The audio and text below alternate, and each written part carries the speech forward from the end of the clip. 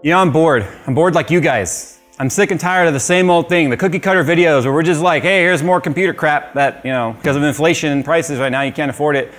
Trust me, I'm burned out just as much as you. So that's why I've been kind of like going on Amazon a lot lately and just looking for what kind of weird tech crap that I can find. And well, I found this. And I really don't know what to expect. But you should expect this ad. The new H7 series from NZXT offers tempered glass side panels, toolless panel removal for easy installation, front and top side 360mm radio support, and integrated cable management bar for clean cable installs. To see the complete feature set and variations of the H7 available, including the H7 Flow, follow the link in the description below. I like how this comes in this like made to fit your order custom box thingy. Yeah, that actually makes sense, because one of the things that Amazon was like in trouble for a long time was using giant boxes for little things, because apparently a computer said this is the size box that makes it fit perfectly in the truck, so you can fit as much stuff in the truck. As somebody who used to work for FedEx and had to load their own truck, I don't know if it would have been any better, to be honest. Anyway, custom packaging here. Nothing says quality like a brown box. There's nothing inside of it. And I need a knife, because there's tape. So how much did I spend on this? I forgot, because I ordered it like a week ago. It's one of those things I was like, oh, is it next day? No, it's next week. Anyway, I'm glad it came, because you know how that goes sometimes. How much did I spend on this? You don't even know what it is yet. I'm looking at the price, because I forgot. 400 bucks. I think this is neat, because this sort of, we've done some videos about like how to do our sensor panels. You saw me kind of going through the trouble of getting my sensor panel to work in my system over there because it was not working properly. This is kind of a combo deal, which I think might actually end up working right for a lot of people. And I'm hoping this isn't some OEM, ODM that just copied someone's design and is currently being sued. So I don't know if that's the case. It's like the exact same packaging as that. This is probably ripped off from somebody, so I apologize if this. All right, so based on that packaging and this packaging, this company, this Team G, absolute criminals and crooks. So we're doing a follow-up piece on this monitor thing that we did. They completely stole this design. When I mean stole, I mean they are actively being sued and is currently in litigation in China. Like, that's hard to do in China. It's so egregious, they're in trouble in China. Whoever the original manufacturer of this is, why don't you reach out to me so just everyone can be happy. It's essentially like a panel built into the keyboard. So what this would allow you to do is actually be able to have that neat sensor panel thing that we were showing you how to do, only it's part of the keyboard. Oh, it's clicky clicky. Phil likes the clicky clicks.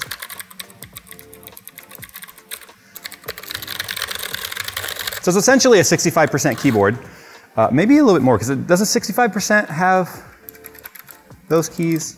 I don't remember. Anyway, there's no F row. I don't even see a function key. I don't even know if it has F row at all. We'll get to that point in a second here. Here's the other accessories it comes with. A very generic wrist pad. Hey, it's very anti-slippy. Not the best wrist pad, but it's got a wrist pad. A carrying bag to put it in, because obviously since there's a screen, you'd want to sort of protect that. Cherry style keycaps. You could put custom keycaps on this if you wanted. The manual, hey, it's actually color. Look at that. That's pretty neat. Oh, and then this is the Chinese side. So color manual. And then in terms of connectivity, it's got your USB-C. Because remember, this doesn't have to carry the signal now of 2 monitors, and it's only half of 1080p, so I bet you we could get away with having just the single USB-C on here. If you don't have a USB-C, it also comes with a conversion cable that goes from 2 USB type A to a display port. Okay. Sure.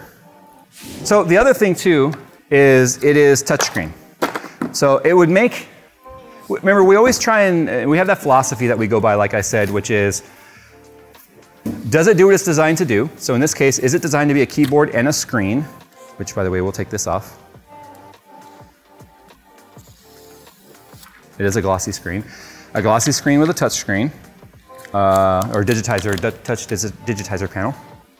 And it's very weighty too, I want to point that out. Okay, does it do that? Well, as long as I turn it on and it works, then the answer is yes. Is there a need for it? So when we talk about a need, like I said in the other multi-panel setup for a laptop, the need would be if you're doing mobile live streaming, a quick, easy setup for a live streaming station, or a perfect editing station.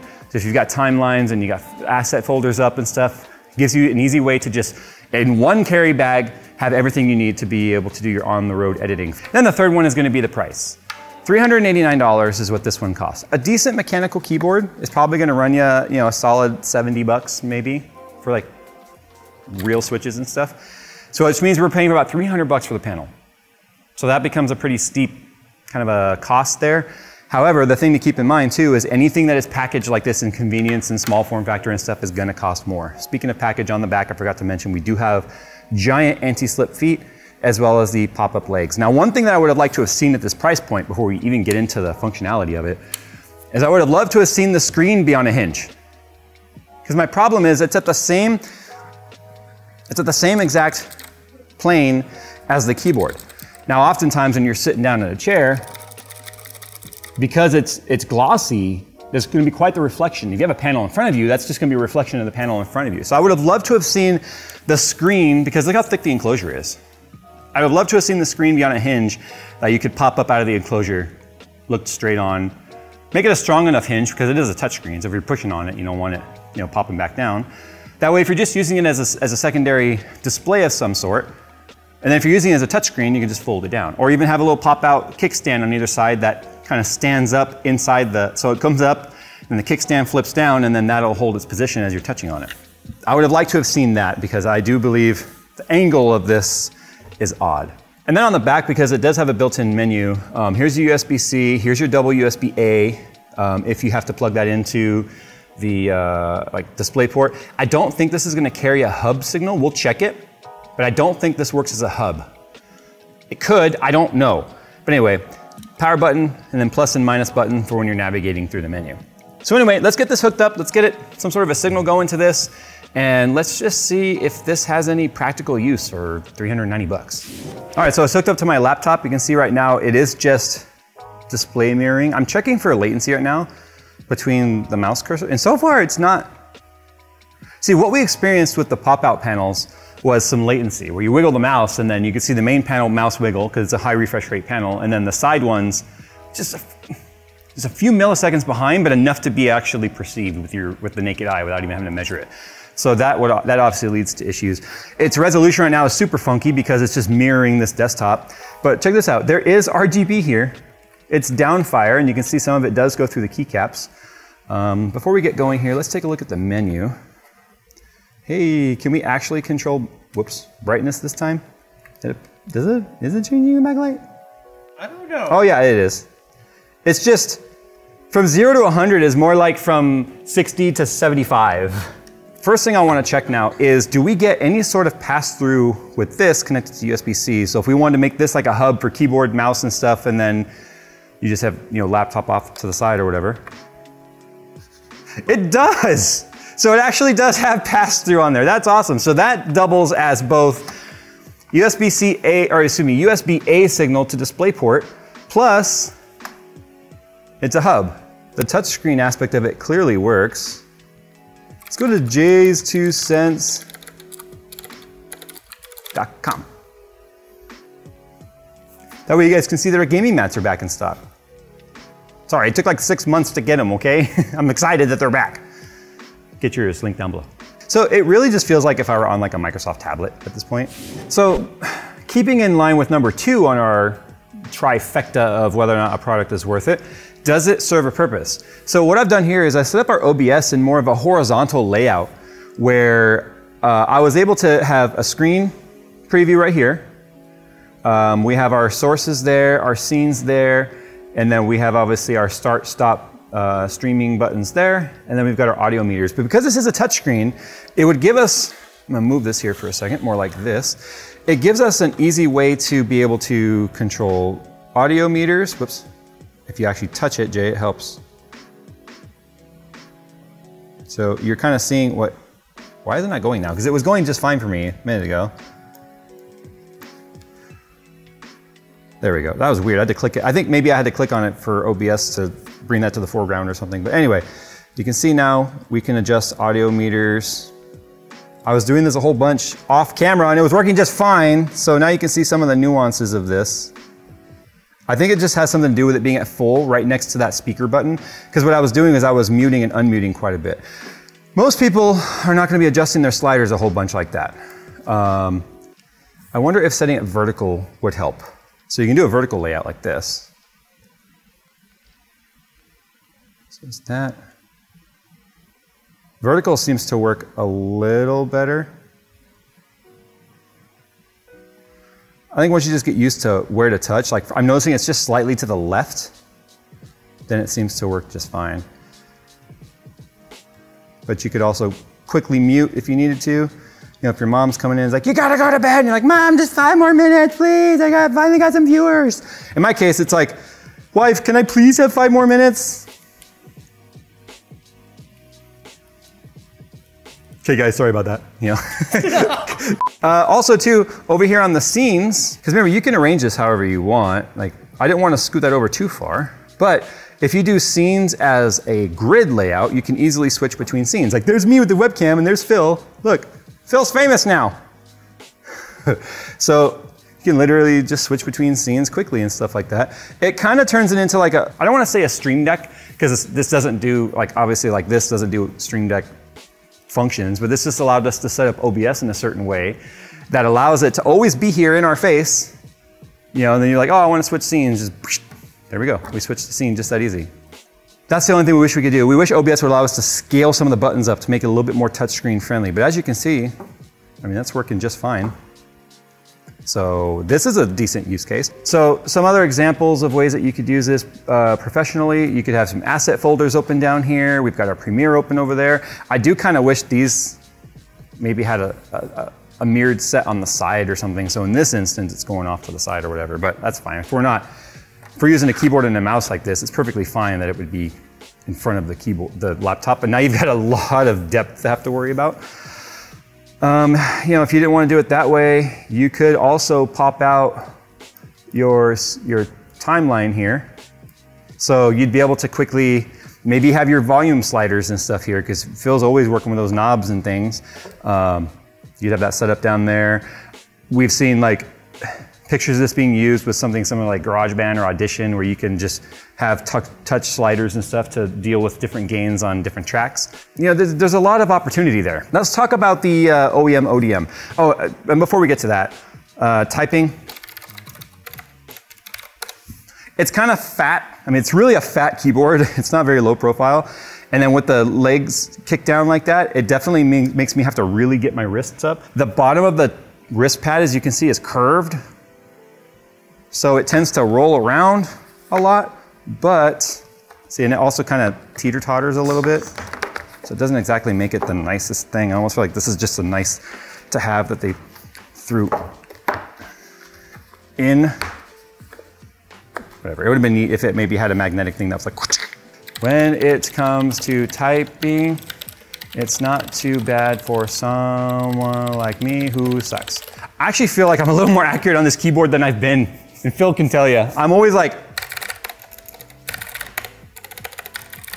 all right, last but not least, let's talk about the switch themselves, because they are apparently hot swappable.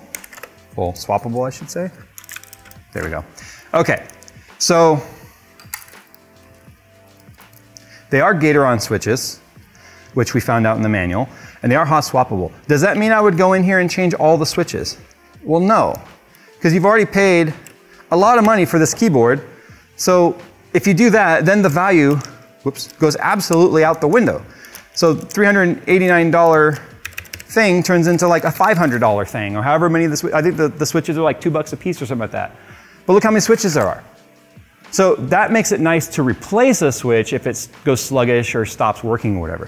An issue we have with the Gatoron switches though, compared to like Cherry, is there's no stabilization, so they're very wobbly. That some people might hate that. I personally don't mind a sloppier keyboard. For me, the tighter the keyboard, the worse my typing is, because it just exacerbates how bad I am at typing, because my accuracy sucks.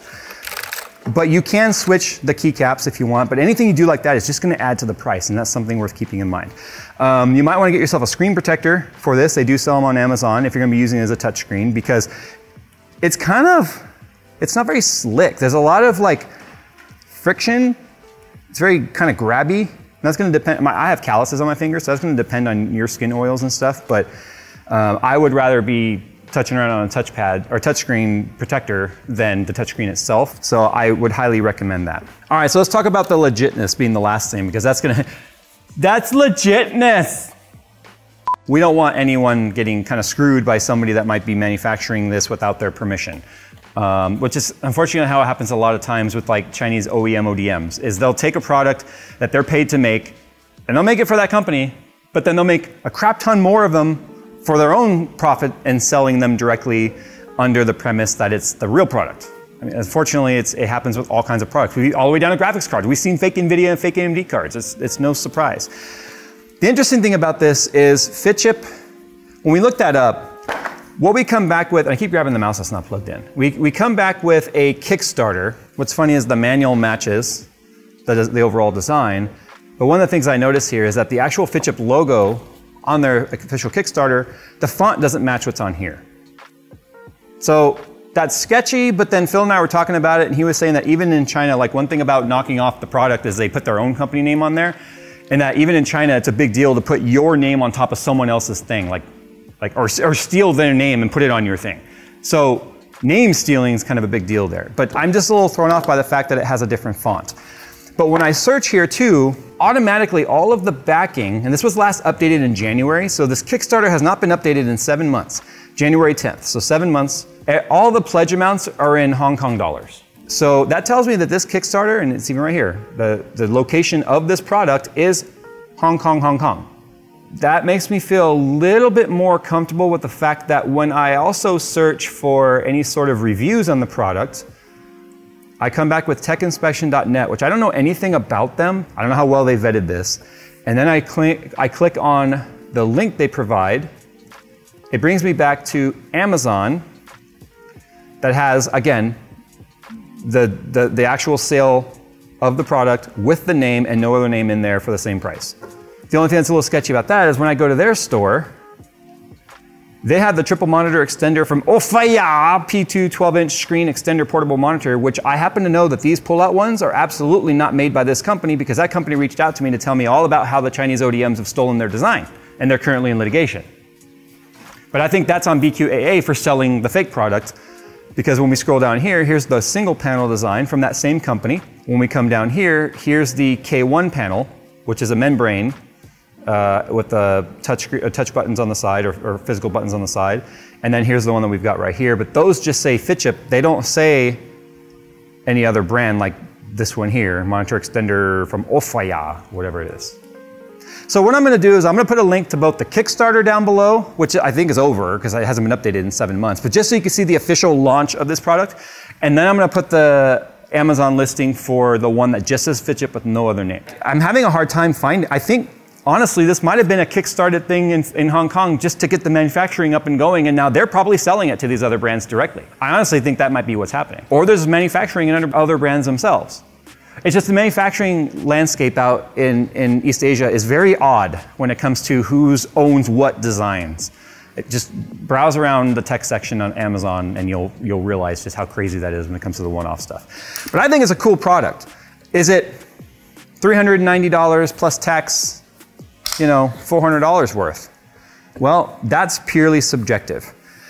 I personally think that the extended panels would have more use to us personally than this, but I think that this would also be a great addition to anybody looking to add more screen real estate and or functionality to their existing setup if they're not a keyboard snob and have a very specific keyboard they want to use. Otherwise, then you would just get yourself a USB-C external panel with touchscreen separate from the keyboard, and then you just use that to do your thing, which actually would give you more real estate because you wouldn't be dealing with the 515 pixel vertical height.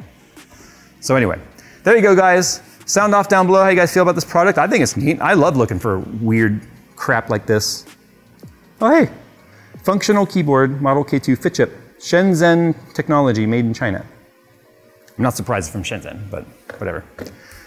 All right, guys, thanks for watching. Hope you guys have enjoyed the weird stuff. If you got any suggestions of like weird tech that you think we should review, then send me some links to the products on Amazon or something. I'm not gonna click any odd links to the product. Maybe it'll make its way on here. And if we showcase something that you sent to us, then we'll give you a shout out in the video. And you guys can be like, hey, look, I'm in one of Jay's Crappy's videos. I'm awesome. So, not me, you guys are awesome. All right, we'll see you later. I'm done.